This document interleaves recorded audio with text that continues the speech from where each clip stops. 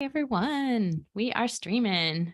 We are live on our Podetize weekly coaching call. This is live streamed out to Twitter, Facebook, LinkedIn, YouTube.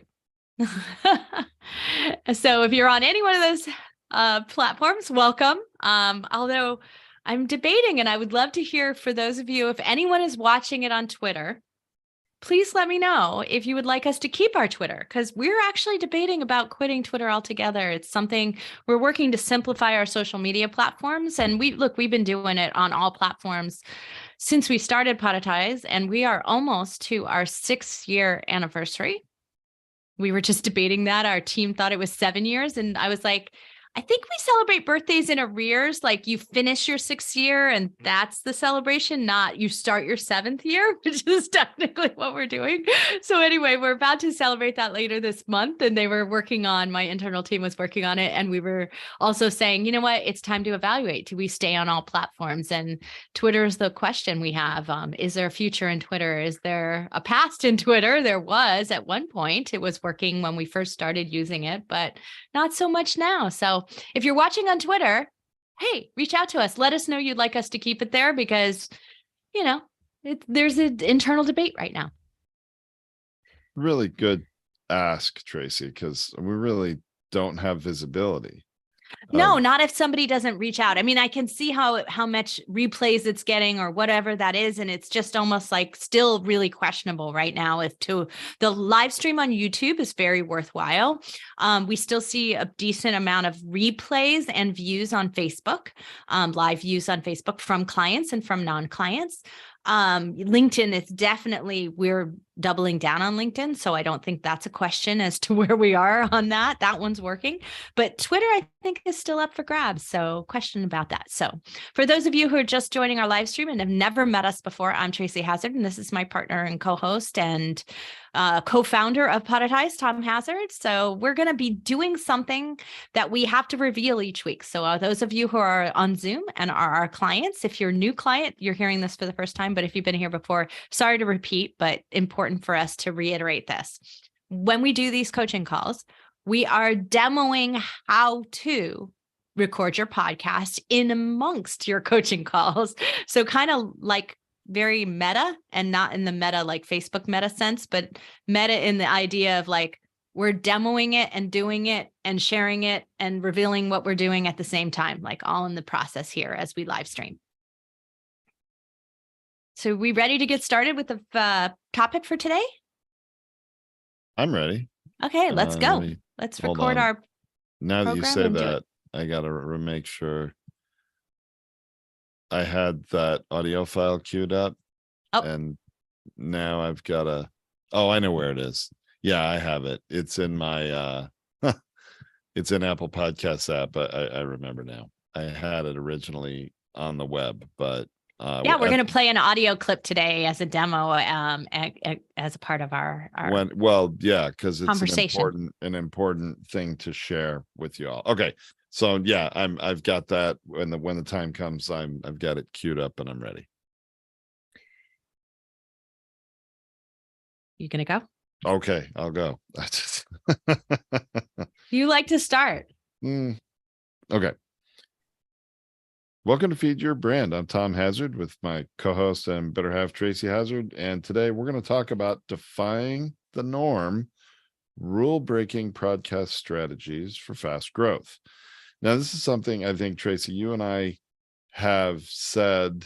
It's been said to us, I think, as we were students many years ago, but we've said it ever since. If you're going to break the rules, that's okay. But make sure you do a really good job of it. Yeah. Right? I mean, if this is something that we learned in art school, Tom and I went to art school, for those of you who don't know that, and we've said that before, we went to Rhode Island School of Design. And part of that sort of model of art school is that, especially Rhode Island School of Design RISD is that you study the masters before you're allowed to break the rules, right? So you study what works. You studied what's been done, and then you decide how to make it your own and break the rules. But if you're going to break the rules, and because there are some things that are conventional wisdom, and conventional wisdom can be a good thing and a bad thing. It can become me too, and you can get buried amongst everybody else doing the same thing and you don't stand out. You're not differentiating yourself. But conventional wisdom can also be there because it works, right? And if you break those rules and now you're sitting back going, I don't know why it didn't work, it's because you didn't even attempt to follow the rules to begin with. So that's the one thing that I like to say here. If we're going to rule break, and I love rule breakers. I really do. I absolutely love the rule breakers in the world. They have a lot of fun. There's a lot of great things to them. But if you're breaking the rules and you don't even know what they are, that's a problem, right? We need to understand why some of these rules are there so that we understand why we're breaking them, and we're breaking them for a purpose, and we're breaking them for the greater good, and we're breaking them to stand out and make sure that we're doing that. And then if they don't work, we understand why that didn't work, because we broke them with that purpose. And if we didn't achieve the outcome we wanted, well, now that's an aha, and we can learn from that. Another thing is I don't like to break all the rules at once. I'm all for breaking one rule at a time, because otherwise we don't know which one failed or which one succeeded. Or which one succeeded. Exactly. 2 rules at once, one of them may be masking the failure of another and give you a false indication. And so then you try to do that somewhere else and it doesn't work. Right. This is called a design of experiment. Like, this is something that we follow as designers. Tom and I learned this is that you want to adjust one variable at a time. And so especially with rule breaking, we want to break one at a time. And so for us, if you're going to break a podcasting rule, we want you to give it a minimum of 1 month, but up to 3 months. So, and that depends on how many episodes you're producing, right? So if you're producing an episode every single day, then you don't need to give it as long as somebody who's only producing one a week, right? So we want to give it 4 to 12 episodes total before we decide if it's working. But if you're doing a daily one, give it a month, because you will not understand if it's working or what's happening in it. It can be a short-term bump and anomaly amongst your stats, your results, your outcomes, and understanding the impact that might have.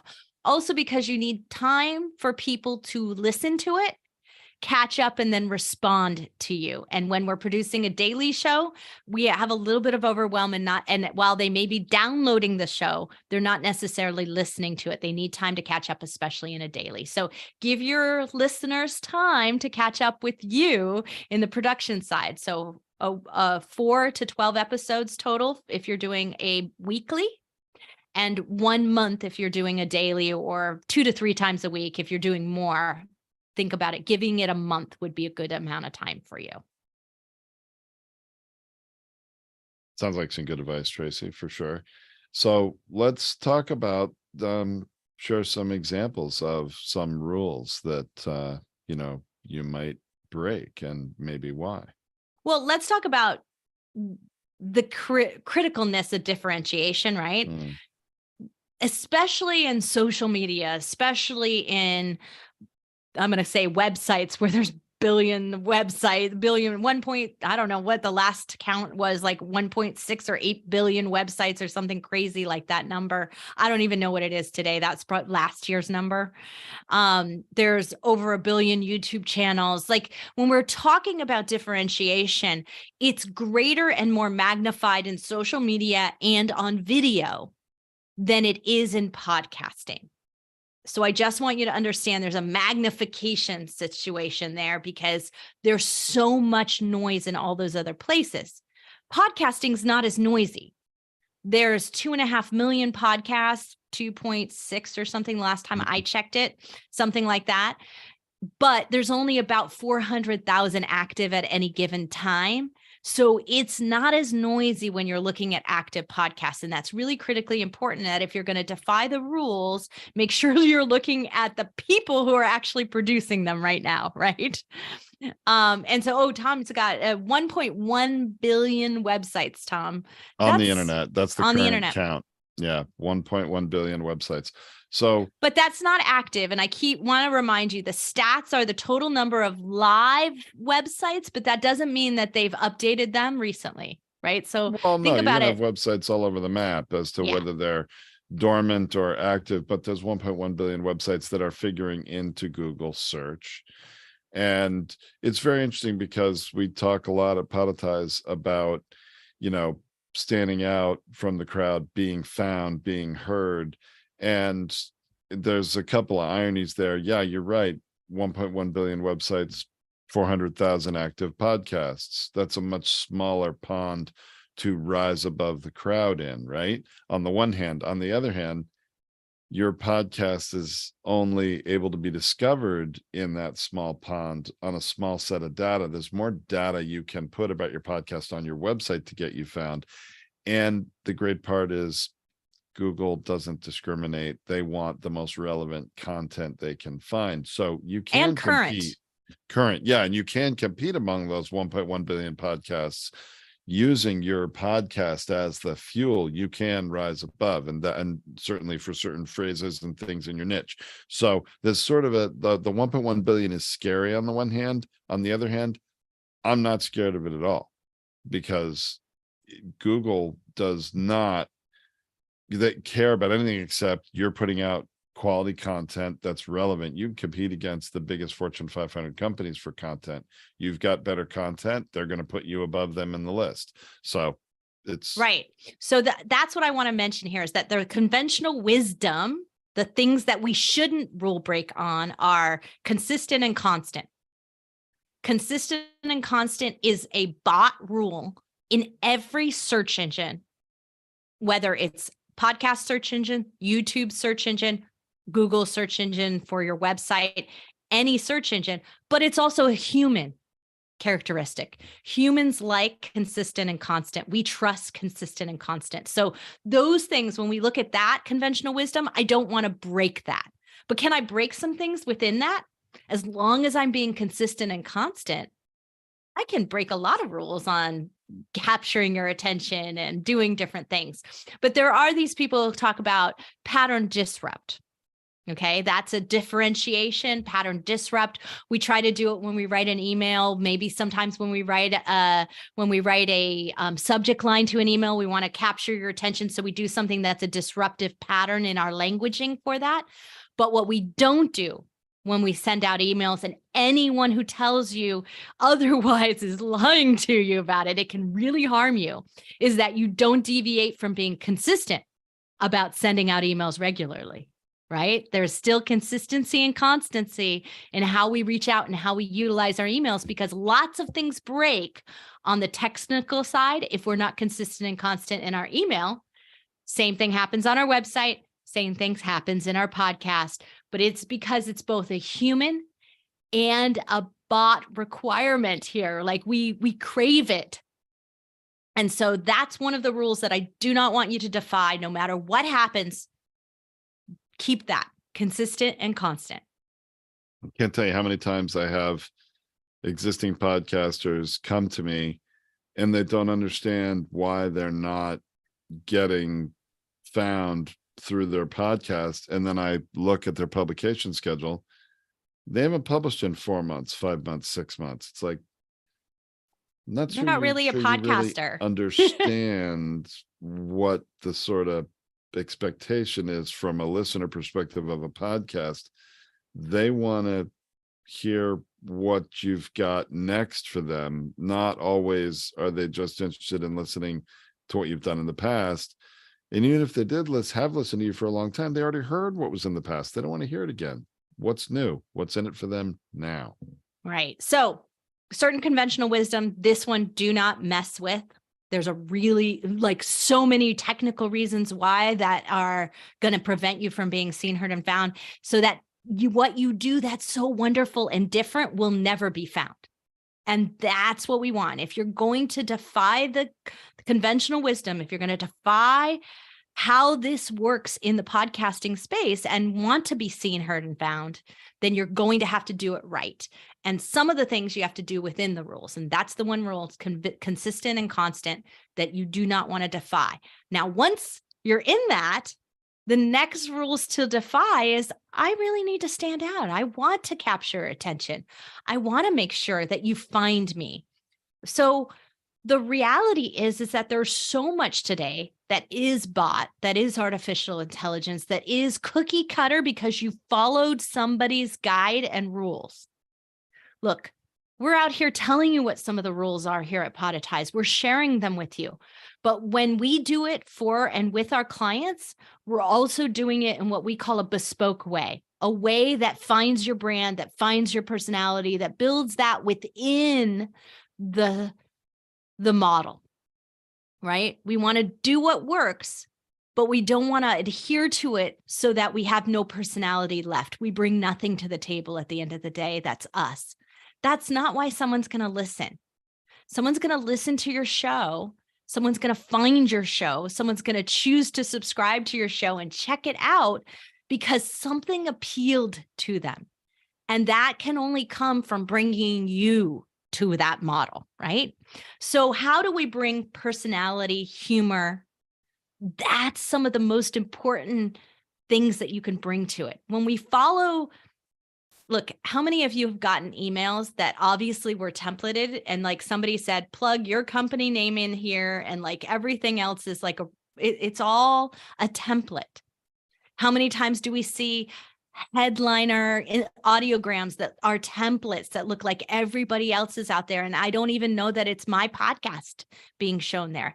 How many times do we see that in a Canva template of a graphic that we post on social media that makes me look like everybody else? It's the same colors, it's the same model, and everybody's Instagram looks the same after a while.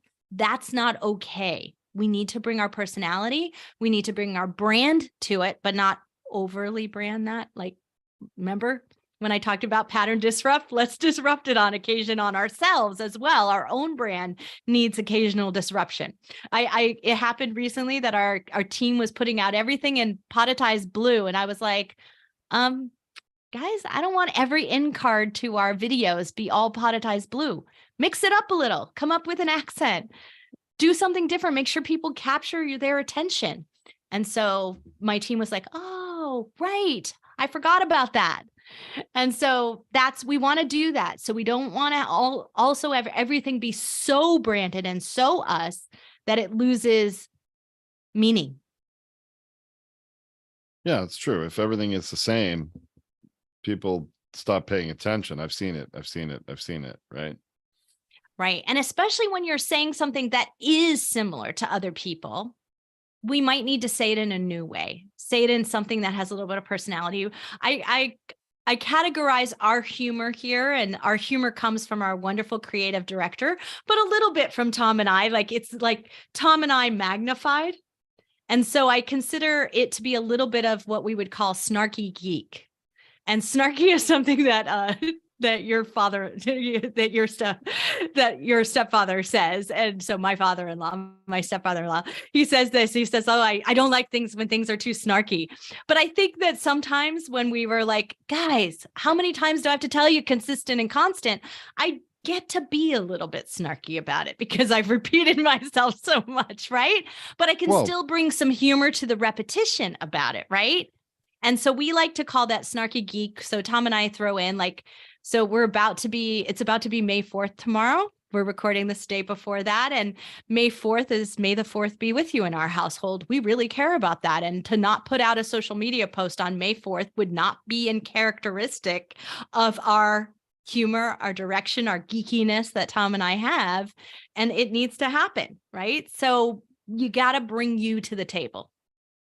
Well, it's also about standing out, right? If you say something a lot because it is an important message, you repeat consistent and constant all the time. So I think sometimes you have to inject some humor, some snarkiness, something into it to be a little different and get attention to sort of make your point or make sure that people see it.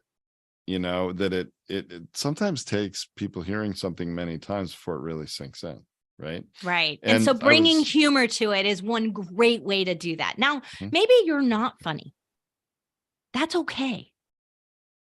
That's okay to be really straightforward about it. maybe you're a little bit angry about something. Dive into the anger. Anger is good too. It's a differentiator. So's inspiration and power in that. So it can also be a sort of diving into why people are attracted to you. What do you bring to them? Do you bring to them anger that gets them moving, gets them empowered to make change in their life? Okay, go ahead and do that. Do you bring to them the power of happiness and inspiration in a way that it's infectious? Go ahead and, in a good way, infectious, go ahead and do that too, right?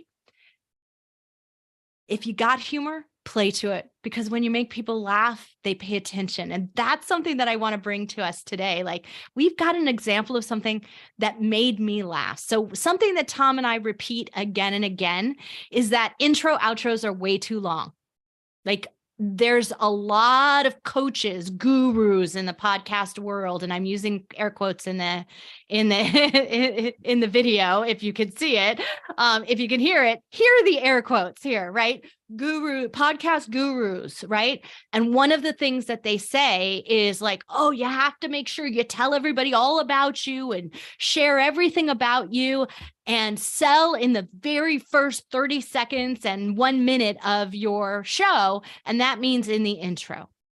And I say, that's a great way for someone to go, wow, your show's really about you and not about me, the listener. So do I really even want to give it a shot? It's a great way for you to pop out of that.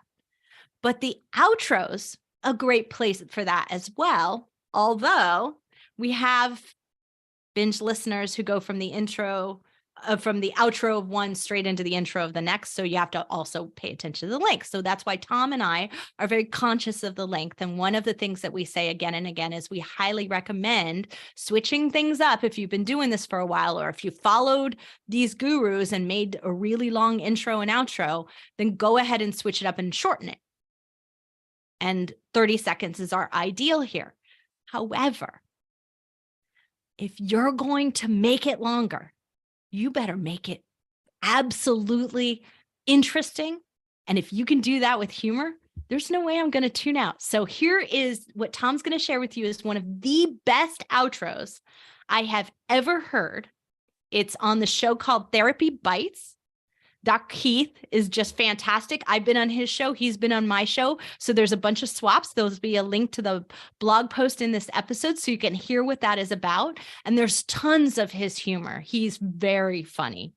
And in this geeky psychiatry way, which is really even funnier. He's got a lot of baseball inspiration and baseball humor as well in there too, baseball analogies. But his outro is absolutely one of the longest, but yet most brilliant outros I have ever heard. It is really long. I want to set this up. This is going to be a little more than 2 minutes of a audio clip that I'm going to play for you. It is worth listening to because he did something really brilliant. He made it fun. And even though it is the same every episode, I've already listened to it several times just because it's so unusual. And I was talking about it with other people and I've shared it with other people. Can you imagine?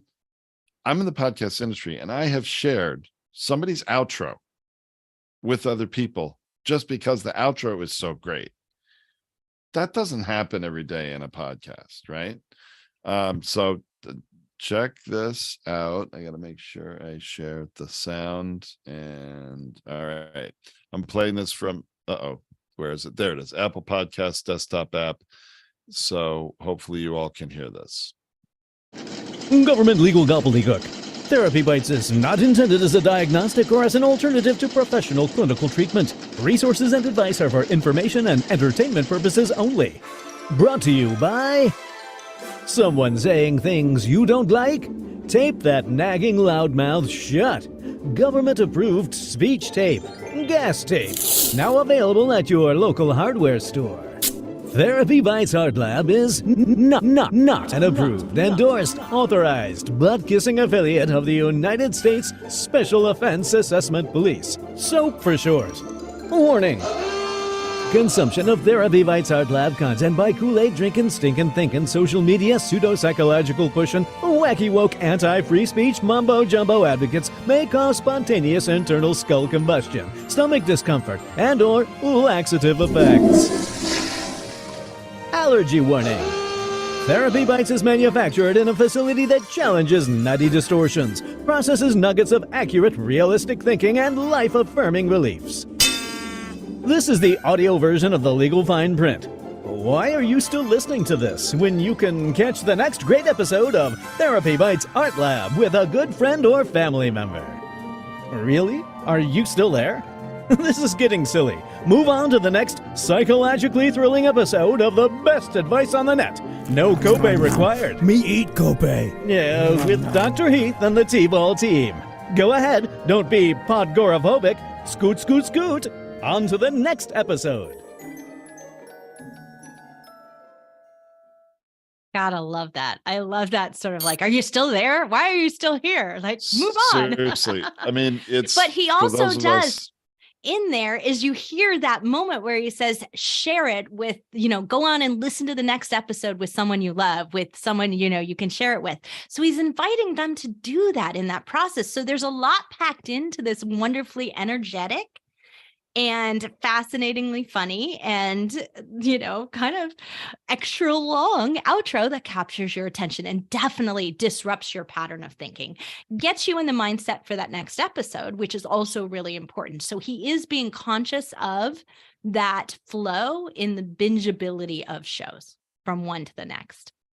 Although I think like most of them, eventually, if you really listen to his show every single time, once you hear that outro, you're probably going to skip to the next episode, right? Because you've heard it before, as fun as it is, unless you're driving in a car with somebody and say, oh, you got to hear this. It's fantastic, and you're going to play it all through so they can hear it. But boy, it got your attention. It put a smile on your face, and it probably makes you more interested to listen to what he's going to say next in the next episode, right? Absolutely. And, some of the other options that I've seen in the intro outros in terms of treating them like pattern disrupts is to have short ones, long ones, actually mix them up in different times, have different voices record them. I've heard a podcast where they have their kids do an intro and it's pretty funny. So, just mixing it up now and again and definitely making changes to it. That's not a bad thing. Try out some different things. But one of the things that Tom and I hear again and again from seasoned podcasters is like, I finally listened to you and I cut down my intro and outro and the audience reached out to me and thanked me. And I was like, so if you want engagement, do what they want. And that's really important. So understand what that is. Capture their attention, but also do what the audience actually wants. What's important to them. I think it's really important. And it's really pretty obvious when you think about it. They're listening to you every episode. They want what's new. They want, the new part of every episode. They've heard the beginning. That's why we sort of say less is more in the beginning, right? Let's just welcome the listener, introduce the show, and get on with the show type of thing. A little oversimplified, but I think having a pre-recorded intro is still important, though. I don't really recommend not having one. It's important to have a little familiarity, like I press play. Oh yeah, I recognize that. That's the show I meant to play, right? So I think that's important. But so many other ways to sort of do this pattern disrupt that you were talking about, Tracy. I mean, changing up your intro or your outro once in a while to freshen it up, I think can be a very good thing. Yeah, See who's people are paying really attention. afraid of this. And this is that over branding situation that we get into, is that we get really afraid to defy the model, to bring ourselves to the table. So I hear it a lot where I'll be listening to a show and I'll say, I could tell that you trained with this particular coach. And they're like, how'd you know that? I was like, well, because you're making the same mistake that that dozens of other people make. And it is a mistake. And I'm going to tell you that. And they're like, but no, that person is, a goddess. So I'm not going to change it. She told me I have to do this. And I said, well, she gave you something that was easy for them to execute, easy for them to get you moving. But at the end of the day, it's not going to serve you into 100 episodes. So while it was great to get you started, it might not be what needs to continue for you. And that unwillingness to take that open-mindedness, that growth mindset required to take your show to the next level is really important. Look, I applaud anyone who puts out a podcast coaching program or a podcast boot camp, a podcast class, how to get started. Go do it. We have one. It's free. We don't, very few people have the ability to get through it. And so someone putting it out there and getting you to go through it, there's power in that. And I applaud them for that. But now, how are you going to succeed from there? Is that everything that you needed? It got you going, it got you moving, and it did it in a simple, easy way. And because of that, we sometimes simplify concepts. We don't give you everything at once because we need to make sure you move into that next phase. Then we add the next layer and the next layer and the next layer. And so you need to be on a model of customizing things over time, right? Tom and I were talking about design of experiment. One thing at a time at the right moment and making a shift. Before you know it, your show is completely unique, completely you, but also completely working with the audience that you've attracted, because if it didn't work with them, you would have discarded it along the way. That's where we really want to get to. We don't have to do that all from day one. We can do that over time. We can start to defy those odds when we start to understand what's working, what's not working for us, for our audience, what just doesn't feel right to us. And it's okay to say, this expert, it's not the right advice for me.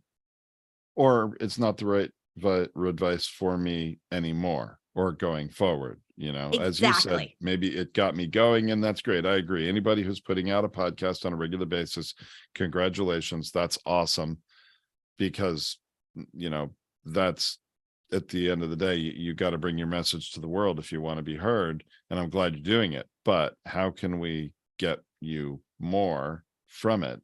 More listeners, more fans, more leads, more customers, more, community members, whatever it is your goal is.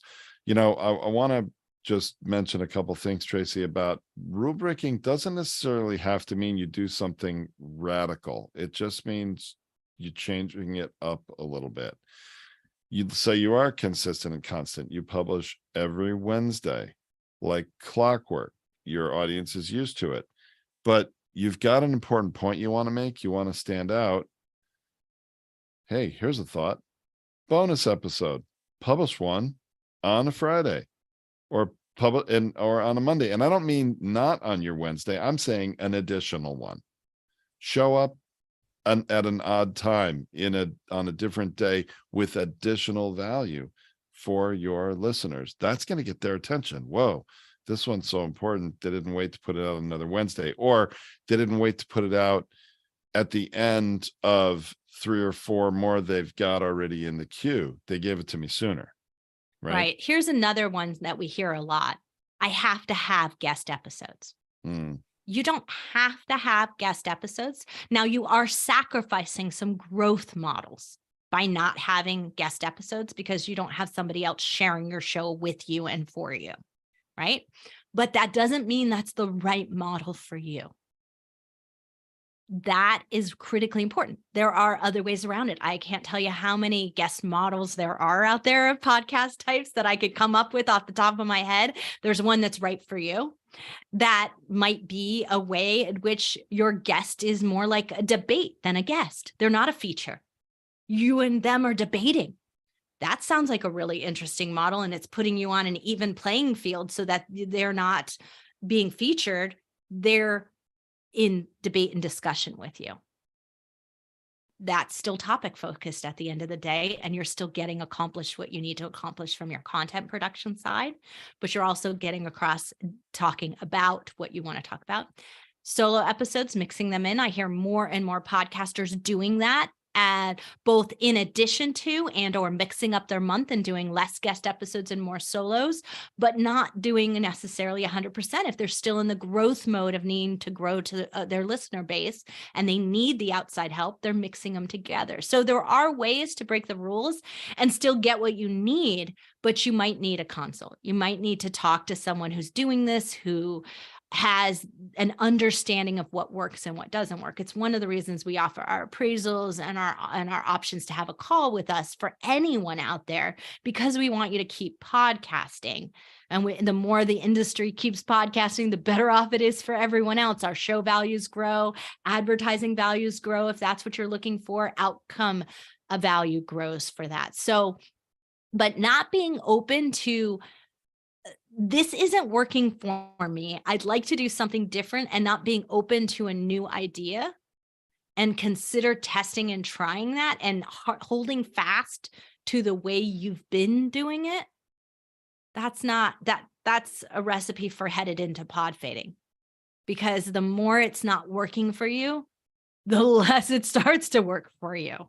That's just all a part of a self-fulfilling prophecy that's going to happen on it. I think that is another good reason to break some rules. If you as the host aren't feeling it, you're not getting what you want out of it, you're not enjoying it, that's a very important reason to change things up and figure it out. And I also want to put a footnote on something you said, Tracy. We find, especially recently, some of the people that have added solo casts mixed in with their interview episodes, shows that were entirely interviews that have now gone to doing some solo content, have actually a lot of recent case studies have been pointing out to us that their show is doing better. They're getting more engagement and more listenership, that listeners are enjoying that solo content. It's not that they don't want to listen to the episodes with guests, they just like that they're getting more of the host's mind share outside of the context of a guest episode. Absolutely. So break some rules. Once you understand why you've made the choices you've made, or why some of the advice is the way it is, understand, purposefully defy them, break them for a reason, and a reason that resonates with you and or your audience, either one, is way more powerful than breaking the rules for breaking the rules' sake. It's also more sustainable at the end of the day, and that is going to keep you podcasting and keep your show resonating, keeping your message out there to the world. All right. That sounds great. I guess we'll leave it there, Tracy. I don't think I could wrap it up any better. Thanks so much for listening to this episode of Feed Your Brand. You can find the blog post for this episode and all our other episodes at podetize.com. Just go on the top menu and look for Feed Your Brand. Until next time, everyone, have a great one. This is Tom and Tracy signing off.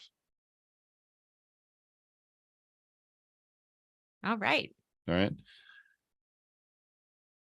So I ahead. love that outro. Oh. I have to say, it's one of my favorites. I have so much fun being on the show because of enjoying his personality, and that outro is a good example of it, right? That's not his voice. It's the voiceover artist, but it still has his personality in it. It's really very reminiscent, if you grew up in the 80s, of the very end of a movie like Ferris Bueller's Day Off, where, if you stay beyond the credits, there's a little bonus content and someone is saying, hey, why are you're still here? Why are you still here? Come on, leave the theater. Well, and I've had even seasoned podcast listeners say something like, I didn't know you had that at the end, because of they don't normally listen. They normally skip and they're ready to go on to the next one. But maybe they're, they were washing dishes and listening over to their phone. And then they were like, it kept going and I couldn't hit, fast forward, or I couldn't hit next episode. And I heard it and that just made me laugh. And then I told 5 other people, that kind of thing can happen to you, even with your binge listeners. So, well, we've got a couple of questions going on. So Yeah. So a proper way to go about booking an audit session or an appraisal section, because we want to look at the value you're creating in your show, not just how to correct some of the things that might technically need to be done. We look at it from both perspectives. You simply go to podetize.com. At the top of it, there's inquiry. At the bottom, there's a form, or go to podetize.com/appraisal. And you'll be able to find and get in anywhere. That's a it's landing free. page where you can just book a call specifically for that. It's in the top menu of the website under where you have episode production and other things. There's the appraisal page link is under there, but podetize.com/appraisal. We used to call it an audit. We rebranded it because people wanted an audit as much as they want a root canal. And that was really unfortunate branding. So we've changed that because it's meant to be more positive, and it is. Everybody who has one of these gets an awful lot of value out of it and really appreciates it. But my favorite part is when they make one change and then they go, oh my gosh, I can't believe how much impact that one little adjustment made, because some of these things are there for a reason. Right. So let's talk about some of these other things that are in the questions in there. So there's a lot. So this is a long one. Let's see. Streaming monetization. Podetize. Yeah, go ahead. So we do have some partnerships coming up for certain segments for streaming monetization. The reality is that streaming monetization is right now across the industry what we would call run of network. Like, if you want to go old school TV kind of model, it's like basically Amazon might say, we're going to run Kindle ads on every podcast that streams on our platform or on Spotify or on, whatever it is. And they buy a package and they don't care what show it goes on. And they're just running run of network, running anyone who will accept an ad. And they stream on the front or the back of an episode, usually on the front. So that's kind of the monetization model. It's a very low dollar payment to the podcaster at the end of the day, because it's because it doesn't have anything to do with the value of your show or your keywords or your topic area. It's just straight, this is what that channel pays. Some of our hosting competitors do that and stream ads as well. And they actually then it's technically combination of streamed and baked at the same time. And baked means that they're put onto your file. And so some of the hosting platforms will put ads on the front and the back of your show. And many of them will put many, many minutes of ads, like 3 or 4 at the beginning of your show, and then either subsidize your hosting and or pay you small dollar amounts to do that. The problem is that when somebody gets it on Apple or Spotify or their listening app, whatever that might be, they just hear all these ads and they have no idea when your show is going to happen in that process. So it's a little disconcerting. We've had a lot of customers leave hosting on some other platforms that do that specifically because they don't want 2 or 3 minutes of ads people have to listen to that are completely irrelevant to their content before people hear their message in that episode. And then when it's on a platform like Spotify, that for free listeners, they'll run their own ad before it even gets to the ones that are in the programmatic ad put in the front of your show. It can get even longer. So beware what you're getting into. Right. And this is a listener focused thing to think about when we think about streaming ads, and when we think about also localized ads, which happen with some carriers as well. Some listening apps do that, as well as some hosting companies do that as well. The problem with it is that if I've paid for Spotify Premium and then I hear 2 minutes of ads on your show, I know it's a problem with your show.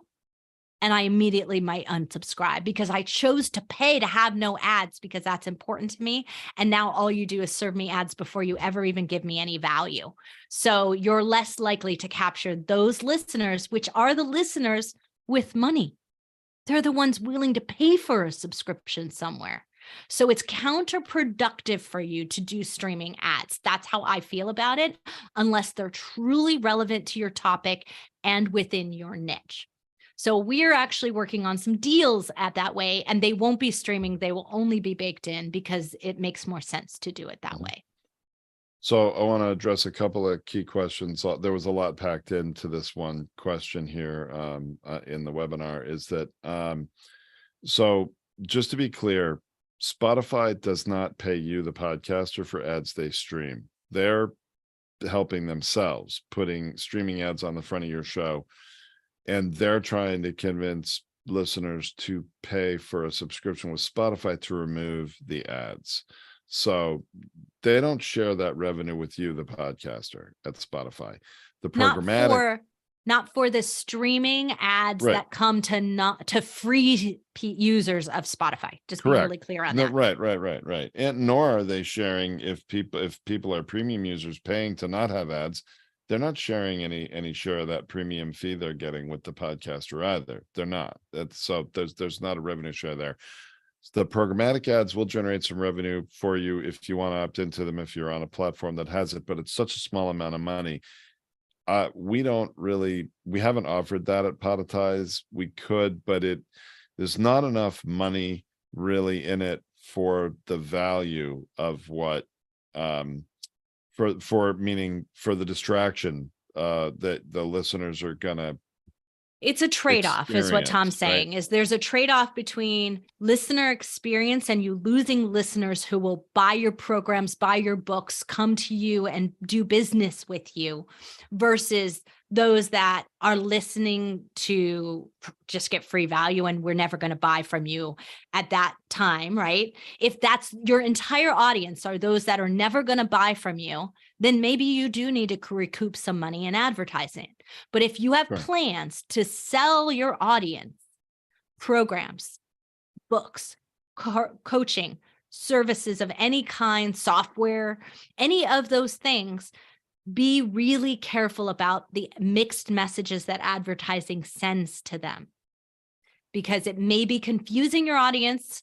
It may also end up with competitors that you don't want selling ads to your audience because you have no control of those in a programmatic ad situation for what is maybe hundreds of dollars maximum. Not even. Most shows, you wouldn't even get $100 a month, because the thing about the programmatic ads, they're paying such a small rate because it's a shotgun approach. It's not targeted.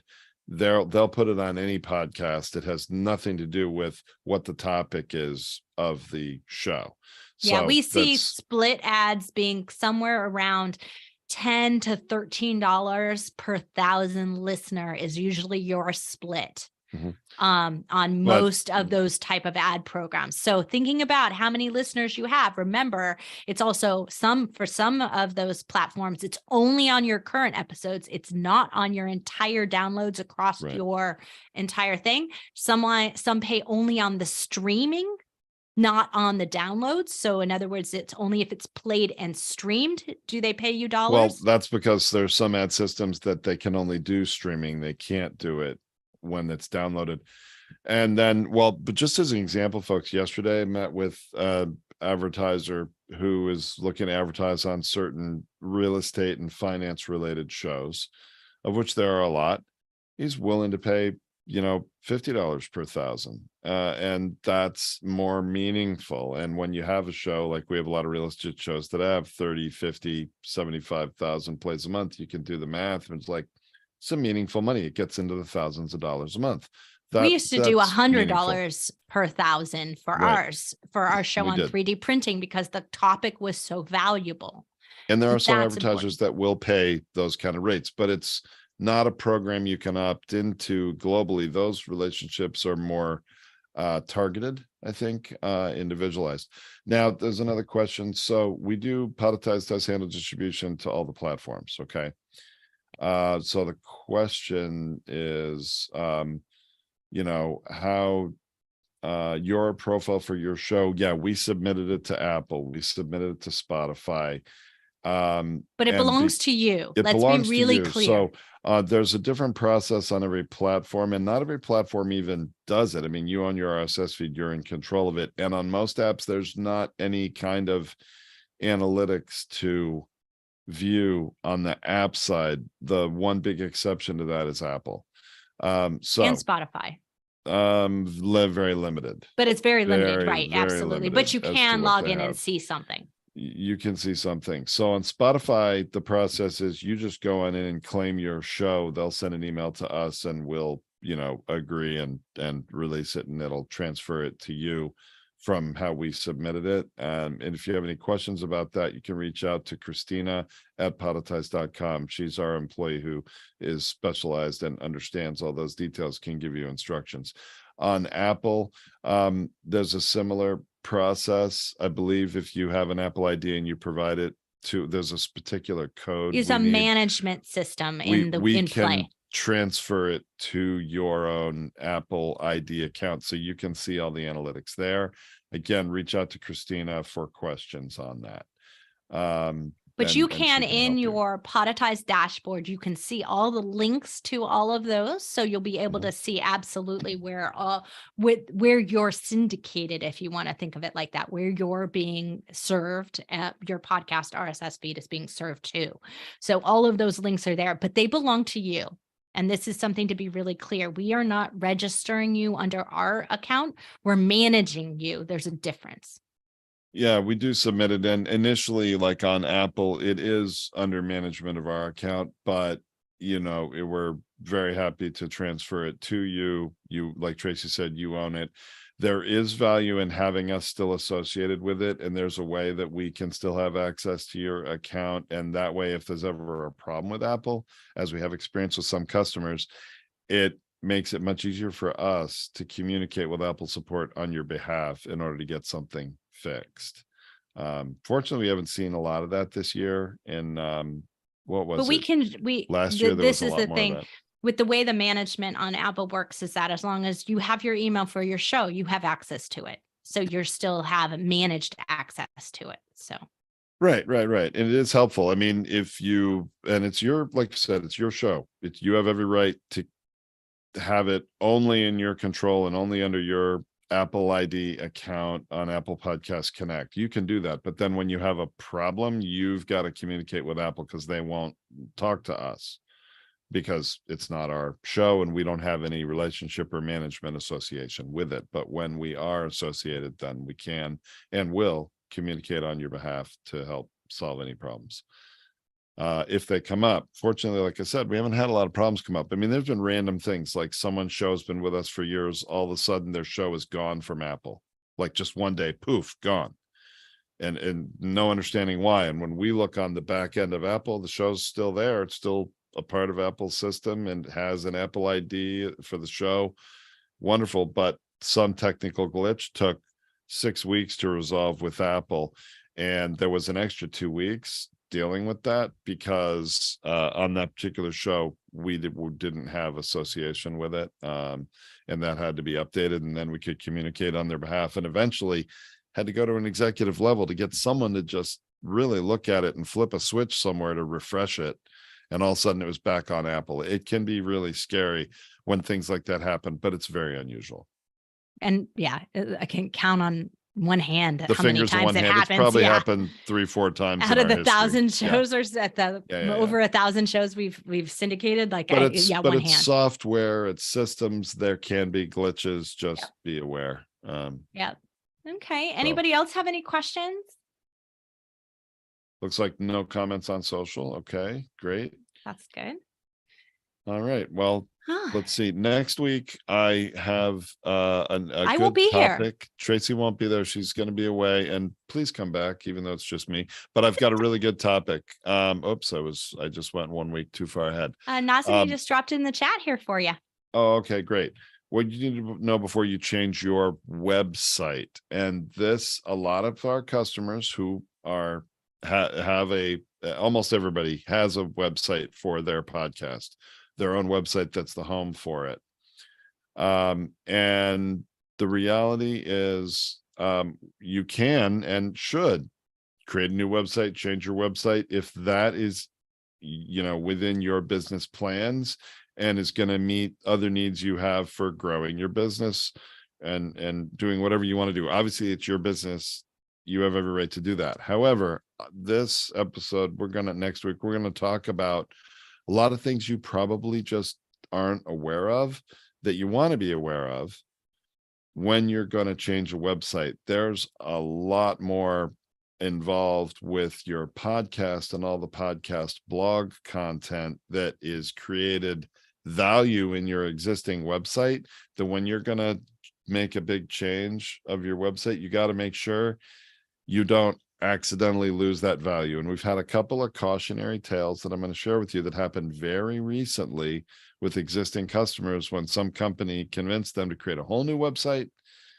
And that company said, oh, we're going to handle everything. And at the end of the day, they didn't. And they left the client sort of holding the bag of sort of devastation that occurred when they didn't really do everything that the client expected them to do. And so this is just going to raise awareness for some of those issues. We get it that you all need to update your websites. Like, I can't stand it when I go to a website and I'm like, oh, it's from 2009. Like, it hasn't been updated since then, right? Like, it happens all the time that those things, it's time to update them. We update ours regularly. It's, we think of it like a fluid document, right? Like, it's always changing, because we know that that approach doesn't happen. But every so often we have to do a reset, where we have to restructure things and do it all over again, because things get convoluted and like off the path, and too much changes in the web development world where it's just not optimized for mobile anymore, and things like that happen.